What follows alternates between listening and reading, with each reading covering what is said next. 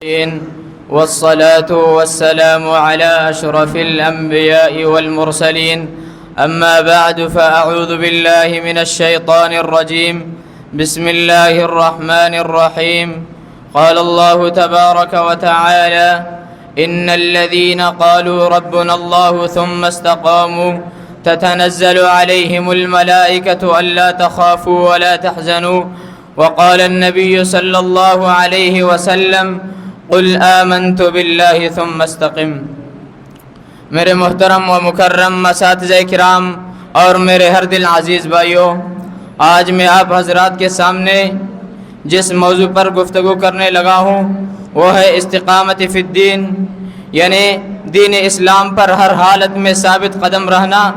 یہ ایک ایسا موضوع ہے جس کی آج ہر مسلمان کو ضرورت ہے، کیونکہ آج کل فتنوں کا دور ہے، آزمائشیں بڑھ رہی ہیں. اس لیے اللہ رب العالمین نے قرآن مجید میں فرمایا: ان الذین قالوا ربنا اللہ ثم استقاموا، بے شک وہ لوگ جنہوں نے کہا کہ اللہ ہمارا رب ہے، پھر اس بات پر استقامت کے ساتھ ڈٹے رہے. کسی اور مقام پر فرمایا: قل فاستقم کما امرت، اے محمد مصطفیٰ صلی اللہ علیہ وسلم آپ اسی طرح ثابت قدم رہیے جیسے کہ نبی علیہ السلام کو مشرکین مکہ اذیت دے دیتے اور طائف والے اذیت دیتے تو آپ علیہ السلام استقامت کے ساتھ کڑے رہے.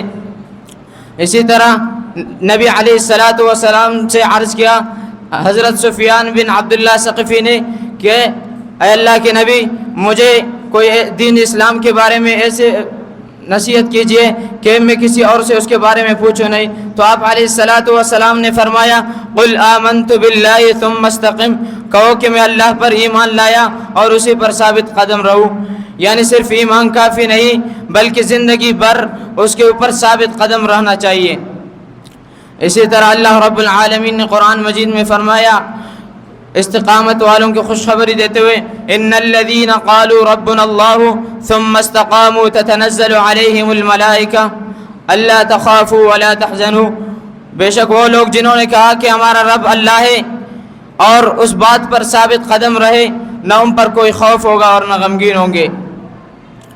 یعنی استقامت صرف نماز پڑھ لینا یا رمضان کے عبادت کر لینے کا نام نہیں، بلکہ استقامت وہ ہے کہ اللہ رب العالمین کے احکام پر اور گناہوں سے بچنا اور نبی علیہ السلام کی سنت کو مضبوطی سے پکڑنا، یہ استقامت ہے.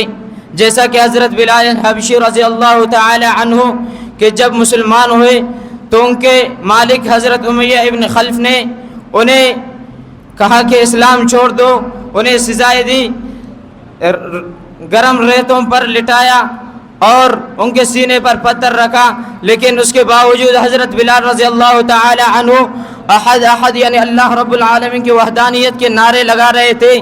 یہ استقامت تھی، دین کو نہیں چھوڑا، مرتد نہیں ہوئے، خاص اللہ اب دین کے خاطر. اور حضرت خباب بن ارت رضی اللہ تعالی عنہ ان کو بھی ریتی پر لٹایا گیا اور ان کو سخت عذاب دیے گئے، اس کے باوجود مرتد نہیں ہوئے، استقامت کے ساتھ ڈٹے رہے.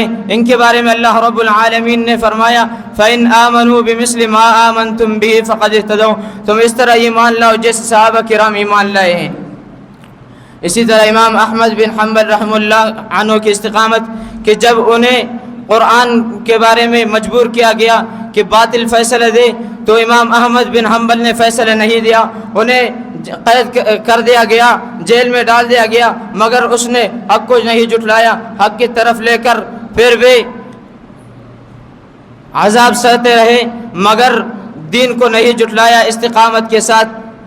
آج ہماری استقامت کہاں ہے؟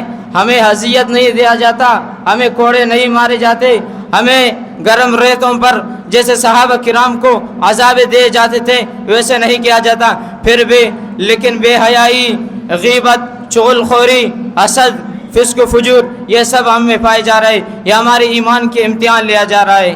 اگر ہم اپنے ایمان کو مضبوط کر لیں، اپنی نماز وقت میں پڑھ لیں اور نبی علیہ السلام کے طریقے پر چلے، اللہ اور اس کے رسول کی اطاعت کرے، تو اللہ رب العالمین ہمیں بھی دینی استقامت پر توفیق دے گا. جیسا کہ نبی علیہ الصلوۃ والسلام اکثر یہ دعا کیا کرتے تھے، یا مقلب القلوب ثبت قلبی علی دینک، اے دلوں کو پھیرنے والے میرے دل کو اپنی اطاعت اپنی دین کی طرف پھیر دے. ہمیں اللہ رب العالمین سے ہر وقت یہی دعا کرنی چاہیے. وما توفیق الا باللہ، والسلام علیکم ورحمۃ اللہ وبرکاتہ.